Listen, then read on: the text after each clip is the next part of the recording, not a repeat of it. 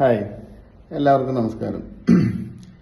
മാർക്കറ്റിൽ ശ്രദ്ധിച്ചു കഴിഞ്ഞാൽ മനസ്സിലാവുന്ന ഒരു കാര്യം എന്താണെന്ന് വെച്ചാൽ, ഓരോ അപ് ട്രെൻഡിലും പ്രോഫിറ്റ് ബുക്കിംഗ് നടക്കുന്നുണ്ട് എന്നുള്ളതാണ്.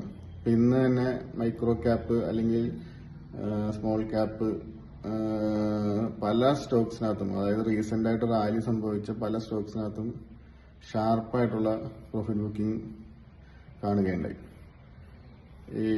ശരിക്കും ഇങ്ങനെയുള്ള ഷാർപ്പ് കറക്ഷൻ ഇങ്ങനെ കറക്റ്റ് ചെയ്ത് വെയിറ്റ് ചെയ്ത് ഒരു സപ്പോർട്ടിംഗ് ലെവലിൽ കിട്ടുകയാണെങ്കിൽ എൻട്രി എടുത്താൽ തീർച്ചയായിട്ടും ഒരു അപ് ട്രെൻഡ് വരുമ്പോൾ പ്രോഫിറ്റ് ബുക്ക് ചെയ്ത് മാറുക. ഈ ഒരു സ്ട്രാറ്റജിയാണ് ഇപ്പോൾ നിലവിൽ മാർക്കറ്റിൽ കാണാൻ സാധിക്കുന്നത്.